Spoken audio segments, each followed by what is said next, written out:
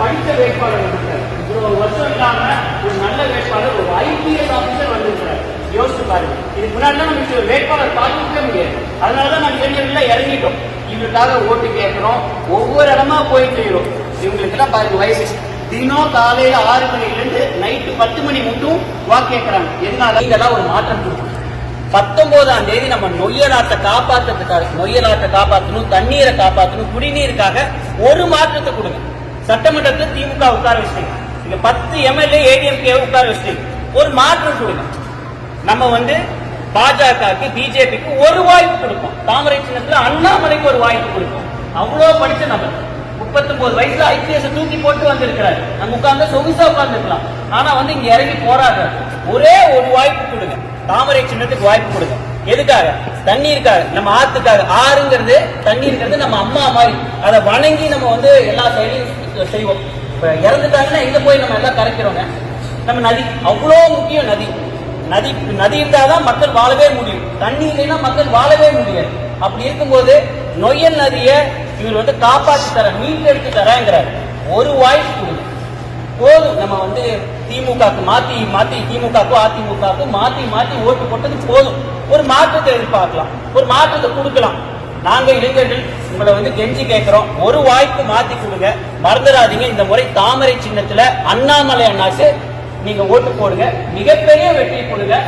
1 லட்சம் 2 லட்சம் இல்ல, 5 லட்சம் வாக்குகள் வித்தியாசத்துல நீங்க தான் ஜெயிக்க வைக்கணும். தாழ்மையுடன் உங்கள்கிட்ட கேட்கிறேன். ஒரு சின்ன உறுதிமொழி மட்டும் செழிக்க, கோவை செழிக்க, நீர்நிலை செழிக்க, மண்வளம் தலைக்க, வரும் தலைமுறை விளங்க, நொய்யல் போற்றிட, அண்ணாமலை அவர்களுக்கு தாமரை சின்னத்தில் வாக்களிப்போம் என்று உறுதி கூறுகிறோம். ரொம்ப நன்றிங்க. நீங்க எல்லாம் கொடுப்பீங்கிற நம்பிக்கையோட நாங்க தெரிவிக்கிறோம். இது கூட சொன்னதோட சேர்த்து தெளிவா தெரியாது. ஒரு 15 வயசுல இருந்து 80 வயசு வரைக்கும் 20,000 பேர் வாலண்டியர்ஸ் சேர்ந்துருக்காங்க. இது இல்லாம யாரையும் கூப்பிடுறீங்க, அவங்க வந்துருக்கிறாங்க. அதுல 80 வயசு கண்டே தெரியாது. அவர் என்னை ரிஜெக்ட் பண்ணிடாதீங்க, நான் யாராவது செய்யறேங்கன்னு சொல்லி செய்யறாரு. அதனால இந்த ஒரு மாற்றம் இதுவரைக்கும் தமிழக அரசியல் நடந்தது கிடையாது. இந்த புரட்சி வரவே இல்லை. 3வது ஒரு கட்சி இது நாள் மட்டும் ஒரு 3வது கட்சி நடந்து அவங்க ஆட்சி பிடிச்சதா சரித்திரமே இல்லை. இப்ப நடக்குது. தயவு செஞ்சு ஒரு மாற்றத்தை. நாங்க எல்லாருமே தொழில் பண்றவங்க, எல்லாருமே 3 மணிக்கு மேல கடைகளை சாத்திட்டு வீடு வீடா போய் இது ஒரு முக்கியத்துவத்தை சொல்றோம். கட்சிக்காக ஓட்டு போடாதீங்க, நிக்கிற நபரை பார்த்து போடுங்க. ஆளுமை இருக்கா, திறமை இருக்கா, படிச்சிருக்காரா, அதை பார்த்து போடுங்க. கட்சியை சார்ந்து ஓட்டு போட்டு நம்ம நாசமா போயிட்டோம். கோயம்புத்தூர் விளங்கமா போயிடுச்சு. உண்மை சொல்லணும் தான், நம்ம கோயம்புத்தூரை மீட்டு எடுக்கணும்னா மாற்றம் கண்டிப்பா வரணும். நம்ம மாறினாதான் மாற்றம் வரும். ஒரு சின்ன எடுத்துக்காட்டு சொன்னதுக்கு சொல்றேங்க. திமுக நிக்கிறாங்க, ரைட். அந்த வேட்பாளர் ராஜ்குமார் வேட்பாளர் அவர் கணபதியில ஒரு பெரிய இடம் வச்சிருக்காரு. அங்க ஒரு பள்ளிக்கூடம் நடத்திட்டு இருந்தாரு. அதுக்கு பின்புறத்துல அவரோட இடத்துலயே டாஸ்மாக் வருது, பார் வருது.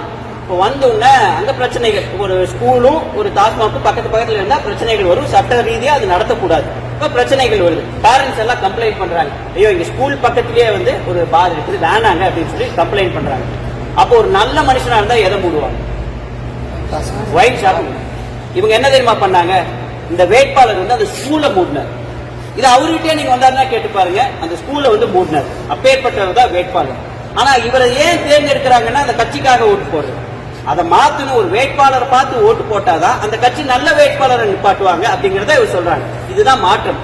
நமக்கு ஒரு நல்ல வேட்பாளர் கிடைச்சிருக்காரு. அண்ணாமலை அண்ணா ஐபிஎஸ் ஆபீசரா இருந்தாரு. அங்கே உட்கார்ந்துருக்கலாம், ராஜ மரியாதை இருக்கு. அதை விட்டுக்கிட்டு இங்க மக்களுக்காக போராடுறாரு. ஒரு வாய்ப்பு கொடுங்க. 19ஆம் தேதி மறந்துடாதீங்க, தாமரை சின்னத்துல ஓட்டு போடுங்க. நன்றி. ஒரு வாய்ப்பு கொடுப்பீங்களா? போடுவீங்களா? நல்லா எல்லாரும் சொல்லுங்க. தாமரைக்கு போடுவீங்களா? கட்சி பார்த்து நம்ம இருந்தது போதும்.